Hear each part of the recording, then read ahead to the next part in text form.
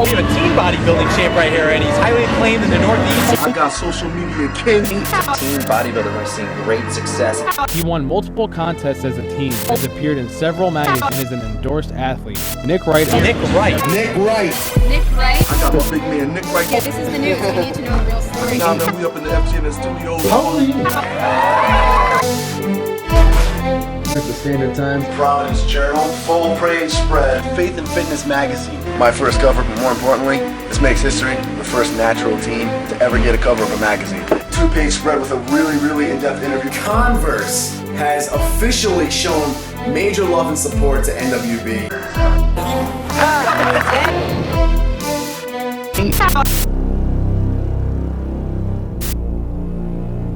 I began bodybuilding January 16th, 2006. I was a freshman in high school, 14 years old. I remember the date because I was on my couch watching MTV's True Life, and it was about bodybuilders, and one of the bodybuilders was taking his own measurements and recording it. And I had always been obsessed with larger than life figures like Arnold Schwarzenegger. I had an uncle who was a natural bodybuilder. I always looked up to him, and I was always such a scrawny, small, weak kid. So when I saw this on TV, something just clicked in my brain and I said, that's what I want to do. I want to document my numbers right now and start progressing. So I ran downstairs, got a measuring tape. I had 11.5-inch arms and I weighed 104 pounds. Again, freshman in high school. Tiny. I began Googling bodybuilders. I stumbled upon Ronnie Coleman, and everyone knows that story. The rest is history. It was an obsession of mine to step on a bodybuilding stage and win a trophy in bodybuilding. The trophy to me just represented putting in the hard work, also manning up enough to actually get on a stage. So I was obsessed with that idea, and despite my mom very subtly trying to hint at me that I should probably wait until I was a little bit bigger, she was, of course, a very sweet lady, so she didn't say that in so many words. Despite that, I booked the show that same year, and I competed at 15 years old. And I won second place in the teens, out of 2 teens. And Best Posing Award. I was pretty happy with it. I caught the bug and became obsessed, and began competing every single year. All throughout high school, I worked my ass off. I got my first job when I was 13 washing dishes. And I just stayed working jobs all throughout high school. I wanted to save up for my very first car, which was a 97 or 98 Honda Civic, something like that, and then just kept working. So by my senior year, I had my plate full. I was working 3 jobs, dishwashing, prep cooking, and line cooking at a restaurant, doing maintenance construction, and then landscaping on the weekends, all while completing my senior project and dieting for 2 different shows. The Spirit of America, a large regional show which I won.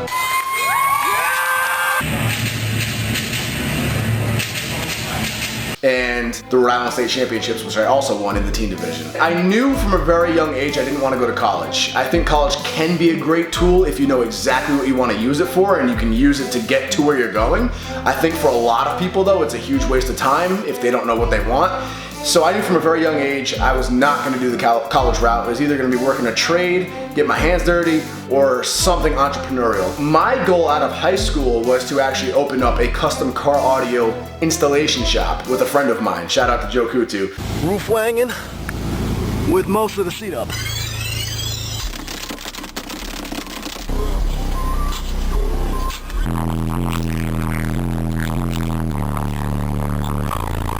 That Civic had one 12-inch RE audio woofer in it with a huge ported box, 2,000 watts running through it, and reached 140 decibels in an SPL meet. SPL is sound pressure level. There's an actual competition for that, how much bass you can produce. That was our big goal. I graduated high school, I was about to hang up bodybuilding and pursue that. My friends talked me into doing one last show. It was a show I had wanted to do for years since I began bodybuilding. It was the IMBF Monster Mash, a large regional size show that's close to the area. It's always around Halloween. I decided to do it. I'll do this one last show, then I'll hang it up. So I began dieting the fall after I graduated high school for this last show. And if I didn't do this last show, I would not be talking to you right here on YouTube. Max Tuning would not have a channel. My lifting partner since I've been down here, Max Tuning.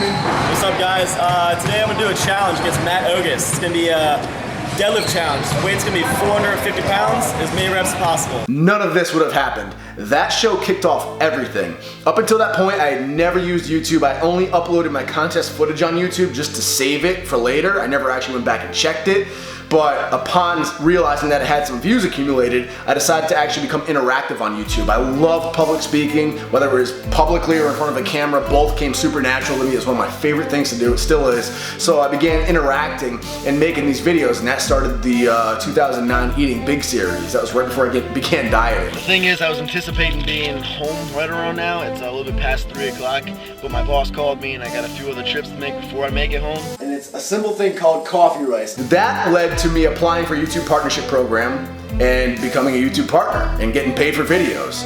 At the same time, I turned my MySpace into essentially a fitness modeling portfolio, and I got booked for my first paid photo shoot. I got $500 cash and flown out to North Carolina to do a fitness shoot leading up to this show. And then at the actual show, I went on to win the teens and place second in the men's division, and I got my first sponsorship ever. I met RTN there. They had a little table set up. I introduced myself to the CEO, sold myself the way I would at a job interview. I'm Nick Wright. I run a multi-million video view series worldwide, blah, blah, blah, make it sound all good. And I got sponsors. I got my first sponsorship. So that show literally kicked off everything that is NWB today. Had I not done that show, none of this would be here, which is quite crazy. So I threw the audio dream away and I dove into NWB full time. And when I mixed my natural love for marketing, my creativity with the videos into it, it ended up bringing me a whole lot of success. I mean, probably my favorite opportunities ever were being the first natural teen ever on a cover of a magazine, which I thought was so cool, being able to go into a bookstore and pick up your own cover. And I think when Converse actually reached out to support me, just because Converse is legendary, they're 100 years old, they're mainstream, and they're huge. I mean, that was crazy. On top of just being able to provide a very comfortable income for myself, again, after working all those jobs all my life and not having good income. I ended up competing all the way up until 21 years old. 2012 was my last show at Muscle Beach. Things changed. I'd always been obsessed with bodybuilding, and when I was in prep, nothing could faze me or throw me off. I was so passionate about it. In 2012, I had some things happen, I had a bad breakup happen. I was managing a GNC store that was understaffed at the time, so I had that on my plate. And I just realized that all these things that were happening were getting to me and making the diet feel like a chore, and that had never happened before. So that's what really told me that my heart was no longer in bodybuilding. And I think that was for a couple of different reasons.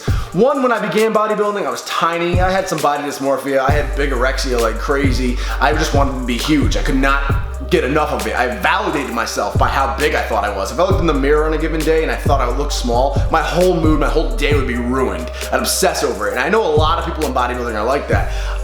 Over the years, I eventually overcame that, and I became comfortable in my own skin. I started seeing myself for what I really looked like. I knew I was not a genetic marvel, but I also knew I wasn't actually a skinny, scrawny, underweight kid anymore. I became comfortable in my skin. And when that happened, it made me more healthy mentally, I think, more confidence in myself instead of seeking validation physically.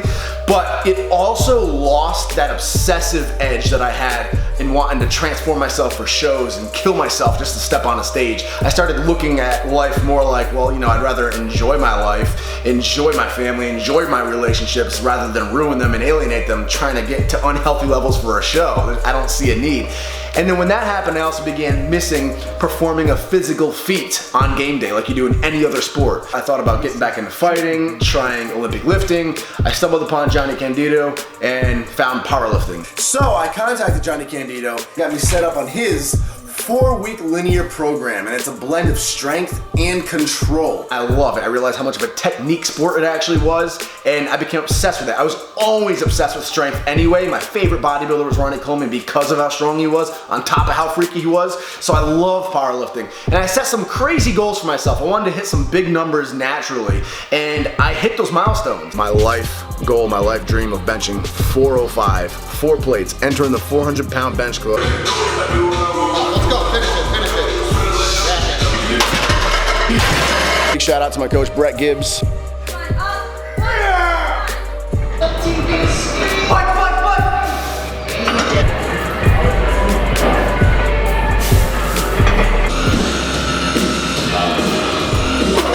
$605 today.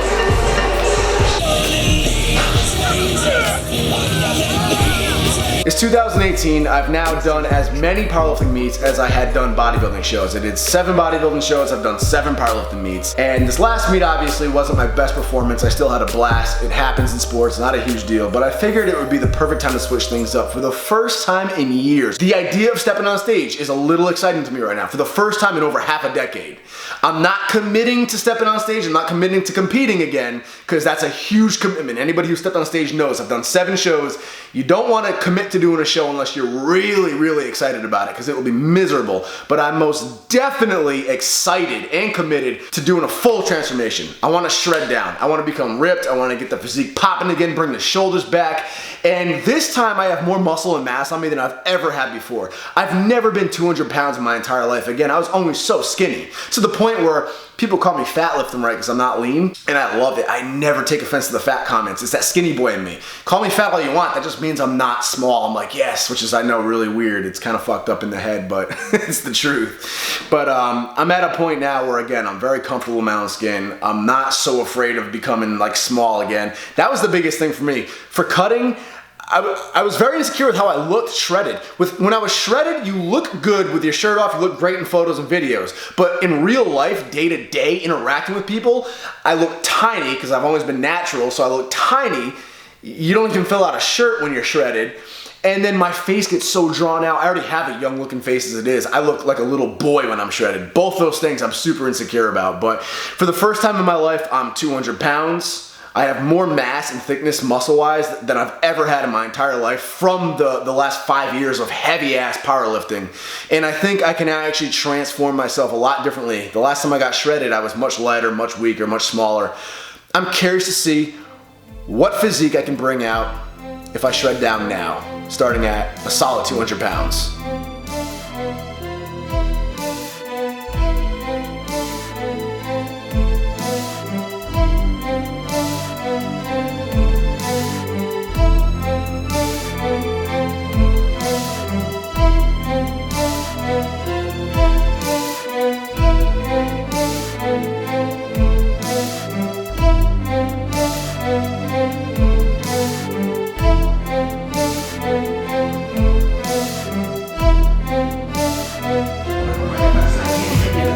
I'll be doing my own programming and designing it to be a combination of both hypertrophy to build the physique and strength gaining / maintaining during a cut. So stay tuned for all the details on the next video.